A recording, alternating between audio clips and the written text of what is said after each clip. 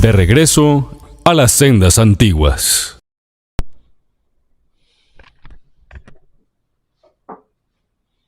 Shalom para todos, sean ustedes bienvenidos una vez más a su canal de regreso a las sendas antiguas.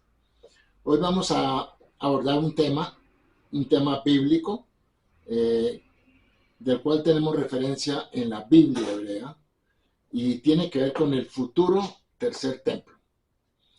Y vamos aquí a aprovechar para dar una información que tiene que ver con este concepto, que en el judaísmo estamos esperando y un tercer templo que va a ser construido.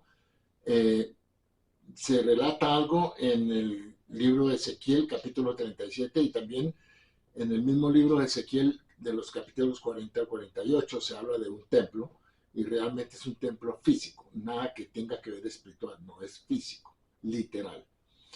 Con esto también vamos a controvertir y a contradecir la afirmación católico-cristiana basada en los escritos del libro de la Carta a los Hebreos, que dice que se refiere a sacrificios supuestamente de Jesús como el único y el último sacrificio. Y realmente vamos a ver que el templo que estamos esperando van a haber sacrificios, y van a haber sacrificios por el pecado. Entonces, vamos a comenzar ahora y vamos a ilustrar algunos conceptos. Podemos decir que en Hebreos capítulo 10, versículo 10, dice, el versículo 12 dice: pero Cristo, habiendo ofrecido una vez para siempre un solo sacrificio por los pecados, se ha sentado a la diestra de Dios. Obviamente que esto es equivocado, erróneo, no tiene ningún fundamento. Primero, porque ningún ser humano puede morir por los pecados de la humanidad, ni por los pecados de nadie más. Tampoco fue un sacrificio, como ya lo hemos dicho anteriormente en otras partes, que la crucifixión de Jesús no fue un sacrificio, fue una crucifixión, porque para que hubiera sido un sacrificio en el contexto hebreo, tendría que, primero que todo, no existen sacrificios de seres humanos en la Biblia hebrea, solamente sacrificios de animales. En segundo lugar, no reúne los requisitos para ser considerado un sacrificio, puesto que no se hizo en el templo de Jerusalén. Su sangre no fue vertida en la parte interior del santuario. Los Kohanim, o los sacerdotes de la tribu de Leví, no tomaron parte en este ritual. Entonces es una cosa completamente separada. Fue una crucifixión hecha por los romanos paganos fuera del templo, y su sangre tampoco fue vertida en el santuario. Entonces la crucifixión de Jesús no reúne los requisitos para ser considerado un sacrificio. Así que tampoco, como dije anteriormente, ningún ser humano puede expiar o morir por los pecados de otra persona. Y eso que dice aquí en Hebreos es obviamente contrario, porque dice que ahora se ha sentado a la diestra de Dios. Nadie estaba sentado a la diestra de Dios, porque Dios no tiene diestra y no tiene siniestra, no tiene derecha ni tiene izquierda, no tiene arriba ni tiene abajo. Ese es un lenguaje figurativo que se emplea en la escritura para que el ser humano pueda entender. Pero aquí sí se basa en Salmo 110:1. Aquí está hablando de otra cosa. Aquí no está hablando de que nadie se va a sentar a la diestra de Dios. La diestra de Dios es un signo de protección que Dios le dio a David. Entonces, el Salmo 110, sobre el cual supuestamente se basa también el versículo 12 del capítulo 10 de Hebreos, no tiene ningún fundamento en la Biblia hebrea y no es aplicable a Jesús tampoco. También en Hebreos capítulo 9, versículo 28 dice: así también Cristo fue ofrecido una sola vez para llevar los pecados de muchos, y aparecerá por segunda vez sin relación con el pecado para salvar a los que le esperan. Este es otro concepto equivocado totalmente. ¿Por qué? Porque ya aparte de que ningún ser humano puede morir por los pecados de otro, En la Biblia hebrea no se habla de que un Mesías venga dos veces, para nada. Aparte de que Jesús no cumplió con los requisitos de ser el Mesías. Bien. Bueno, aquí tenemos que decir una cosa. ¿Por qué las escrituras hebreas predicen que se construirá el templo de Jerusalén y se reanudarán los servicios de sacrificio? Aún de sacrificio por el pecado. Esta restauración es uno de los desarrollos claves que tendrán lugar, obviamente, cuando aparezca la figura que estamos esperando en el judaísmo de un Mesías, el Mesías judío, el verdadero Mesías judío. Si vamos a ir al libro de Ezequiel, capítulo 37, aquí es donde el profeta nos está dando una pequeña luz acerca de lo que va a venir en un futuro. Dice: mi siervo David será rey sobre ellos y habrá un solo pastor para todos ellos, refiriéndose a Israel. Ellos seguirán mis ordenanzas y guardarán mis decretos y los cumplirán. Habitarán en la tierra que di a mi siervo Jacob, en la cual habitaron nuestros padres. Ellos, sus hijos y los hijos de sus hijos la habitarán para siempre, a la tierra de Israel. Y mi siervo David será un líder para ellos para siempre. Sellaré un pacto de paz con ellos, será pacto eterno con ellos, y los estableceré y los aumentaré, y pondré mi santuario entre ellos para siempre. Poner el santuario quiere decir otra vez poner el templo. Entonces, aquí se nos dice que sí va a haber otro templo. Entre ellos estará mi morada, o sea, Dios va a habitar, su Shekinah, su presencia va a estar ahí. Yo seré su Dios y ellos serán mi pueblo. Entonces sabrán las naciones de la tierra que yo soy el Señor que santifico a Israel, cuando mi santuario esté entre ellos para siempre. Ezequiel capítulo 37, versículos 24 al 28. Esto es la profecía de Ezequiel acerca de que va a haber un santuario en un futuro. Bueno, para que alguien no sugiera que el templo será reconstruido en la era mesiánica, pero que no se reanudarán los sacrificios, la Biblia hebrea contradice inequívocamente esta afirmación. Entonces, aquí tenemos otra parte en Isaías 56:7. Dice: a estos, o sea, a Israel, a estos los llevaré a mi santo monte, y hablando obviamente de aquellas personas que obedecen y guardan sus mandamientos. A ellos los llevaré a mi santo monte y los alegraré en mi casa de oración. Sus holocaustos, si hablando de holocaustos, es pues que va a haber sacrificios, y sus sacrificios serán aceptados sobre mi altar, porque mi casa será llamada casa de oración para todos los pueblos. Isaías 56, versículo 7.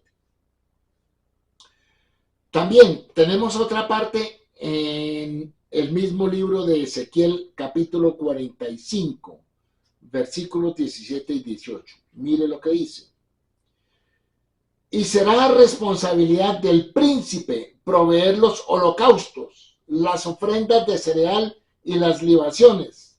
Él preparará la ofrenda por el pecado, la ofrenda de harina, la ofrenda quemada y la ofrenda de paz, para hacer expiación por la casa de Israel. Ezequiel capítulo 45, versículos 17 al 18. Entonces va a haber un templo y va a haber un príncipe que en cierto sentido hay veces se interpreta como el Mesías, que va a ofrecer estos holocaustos a Dios. En Sofonías capítulo 3, versículo 10 dice: de más allá de los ríos de Etiopía, mis adoradores mis dispersos traerán mis ofrendas, las ofrendas, los korbanot. Y en Zacarías 14:21 dice, y toda olla en Jerusalén y en Judá será consagrada al Señor de los ejércitos, y todos los que sacrifican vendrán y tomarán de ellos y hervirán en ellas. Zacarías 14:21. Malaquías capítulo 3, versículo 3 al 4. Y se sentará como fundidor y purificador de plata y purificará a los hijos de Leví y los refinará como a oro y plata, para que presenten al Señor ofrendas en justicia. Entonces la ofrenda de Judá y de Jerusalén será agradable al Señor, como en los días antiguos y como en los años pasados.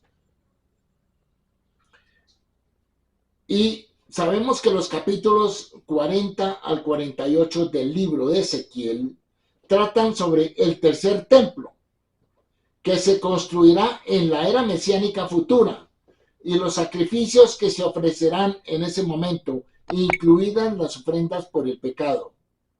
Según muchos comentarios, el príncipe del que se habla en estos capítulos se refiere posiblemente al Mesías, quien será el encargado de ofrecer algunos de estos sacrificios en el altar.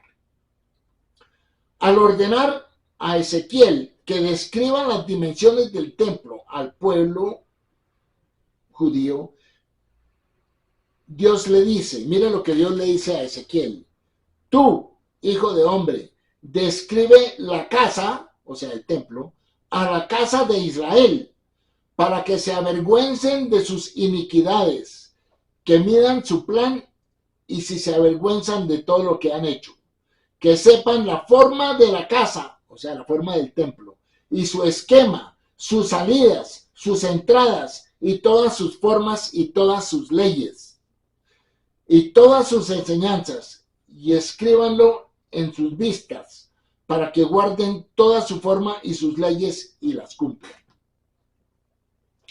Luego Dios mismo le dio la orden a Ezequiel que le informara al pueblo acerca de este templo, de la estructura del templo.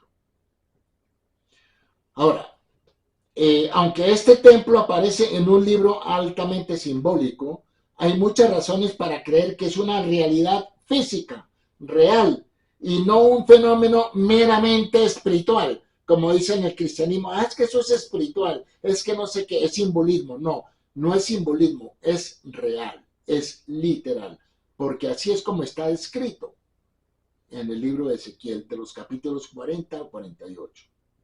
En primer lugar, la construcción de este templo se describe con detalles precisos, con medidas precisas, y no en ningún término simbólico.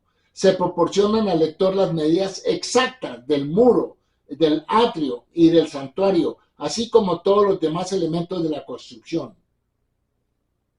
Además, la descripción es intensamente visual.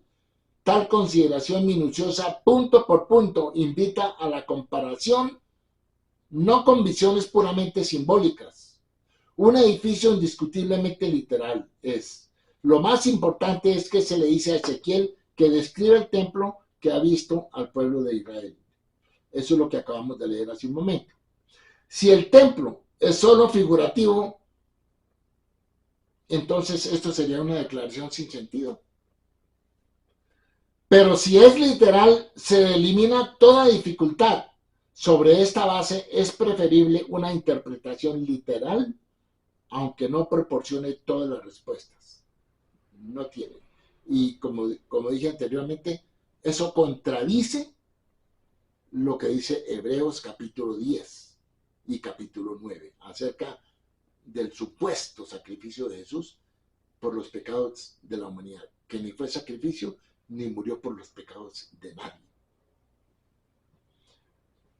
Arquitectónicamente, las dimensiones provistas en los capítulos 40 al 48 no corresponden a ninguno de los templos anteriores, o sea, al primero y segundo templo, al templo de Salomón y al segundo templo, al templo de Zorobabel. Además, el diseño general es marcadamente diferente al de los templos históricos.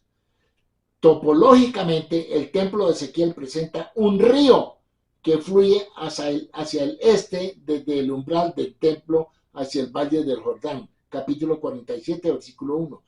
Cuando ustedes en el cristianismo o catolicismo van a Apocalipsis, van a ver que hablan de un río. Eso lo sacaron de aquí, de Ezequiel. De aquí fue que lo sacaron. Entonces, ¿qué hicieron en Apocalipsis? Cristianizaron lo que los profetas judíos dijeron. Pero los profetas judíos no estaban hablando de ningún Cristo, de ningún Jesús. Además, la geografía circundante descrita por Ezequiel es diferente a la del Israel de hoy en día o de cualquier momento en el pasado. Teológicamente, el modo de adoración y servicio sacerdotal seguido en el templo de Ezequiel, aunque es paralelo al de la economía mosaica en numerosos detalles, nunca se ha llevado a cabo por Israel en ningún momento del pasado. La situación descrita en la tierra es una teocracia idílica, nunca antes experimentada por la nación. Más significativamente, este templo contiene la gloria de Dios. Los rabinos judíos están de acuerdo en que la gloria de Dios se apartó del templo. Si ustedes van a Ezequiel, capítulo 8 al 10, ustedes ven que Ezequiel está narrando cómo la gloria del templo en Jerusalén salió por la puerta oriental del templo. Y aquí resulta que en este templo del cual está hablando Ezequiel en los capítulos 40 al 48, él está relatando que la gloria de Dios va a regresar otra vez por la misma puerta por donde salió antes de la destrucción del primer templo, antes de la invasión de los babilonios. Luego aquí tenemos algo que el mismo profeta narra, el momento en que la Shekinah, la presencia divina, sale por la puerta oriental del templo de Jerusalén, cuando Ezequiel estaba en vida y cuando estaba hablando de la invasión babilonia a Jerusalén y de la destrucción de Jerusalén. Y ahora está relatando que esa Shekinah, esa presencia divina, regresa al templo por la misma puerta que salió, por la puerta oriental. Esto es increíble. Es increíble. Bueno, por lo tanto, si la gloria de Dios regresará como profetizó Ezequiel, debe ser algún otro templo futuro. Habiendo establecido el templo de Ezequiel como tanto literal como futuro, entonces nos enfrentamos con la pregunta de cuándo precisamente este templo comienza a existir. Es cierto que este es un tema difícil de resolver al principio porque hay muchas similitudes entre el reino milenario y el estado eterno, pero vamos a decir que no puede ser un estado eterno porque el estado eterno es un estado espiritual, es otra dimensión. Entonces es muy probable y lo más probable es que sea en una época de una era mesiánica. Así que reino milenario no hay, hay una era mesiánica que es de la cual los profetas hablan en la Biblia hebrea. La razón es entonces, ¿qué pasa con los sacrificios? Uno bien puede preguntarse si el templo de Ezequiel es de hecho literal, futuro y de naturaleza de la era mesiánica. Entonces, ¿para qué sirven los sacrificios del templo? Pues eso es una pregunta que se hacen en el cristianismo, pero otro templo y más sacrificios. Entonces, ¿qué fue lo que Jesús hizo? Pues realmente lo que Jesús hizo no tiene ningún valor a la luz de las escrituras hebreas. No tiene ningún fundamento. No lo tiene. Bien, entonces, queremos decir que este tema del templo, del tercer templo que va a ser construido, es algo que el cristianismo ni el catolicismo han podido nunca responder. Pero ellos escriben y escriben y escriben y sacan cuentas y sacan conceptos que terminan con un espiritualismo, un simbolismo. Pero hemos visto que este futuro tercer templo no tiene nada de simbólico, no tiene nada de espiritual. Es meramente literal. Es un templo físico. Hashem, Dios, no iba a tomarse 8 capítulos para darle a Ezequiel instrucciones de un templo imaginario. Eso no tiene sentido. Entonces, nos tenemos que acostumbrar a pensar y a adoptar lo que la Biblia hebrea dice, porque la Biblia hebrea es la máxima autoridad en lo que tiene que ver con los escritos bíblicos. La Biblia hebrea tiene inspiración divina. La Torá fue dada por profecía a Moisés. Los profetas escribieron de acuerdo a la Torá y los escritos de la Biblia hebrea están de acuerdo tanto con los profetas como con la Torá. Entonces hay un equilibrio. Luego, esa es la autoridad bíblica. El Nuevo Testamento no tiene ningún tipo de autoridad, ninguno, porque fue escrito por seres humanos, griegos o judeogriegos, no fue escrito en hebreo, que es el idioma judío, el idioma sagrado, no tiene inspiración divina, porque tiene muchos errores. El Nuevo Testamento está plagado de errores. Muchos errores fueron fabricados intencionalmente para crear un mensaje falso de un judío predicador del siglo I, y de ahí fue que surgió las famosas religiones de catolicismo y cristianismo, que más tarde Pablo las elevó, haciendo de la figura de Jesús un personaje que nunca existió. Entonces, voy a terminar acá con este tema. Los dejo con muchas preguntas. Por favor, escriban, pregunten y estudien. Porque si ustedes no estudian, ustedes no van a preguntar. Si usted quiere pasar esto por alto, páselo. La información usted ya la tiene, porque ahí ya se le ha dado acá en este canal. Y esa es una de nuestras responsabilidades, ser luz al mundo, darle la información correcta. Así que los dejo con este tema. Espero que ustedes puedan indagar más sobre él y son bienvenidos todos los comentarios que ustedes puedan tener al respecto.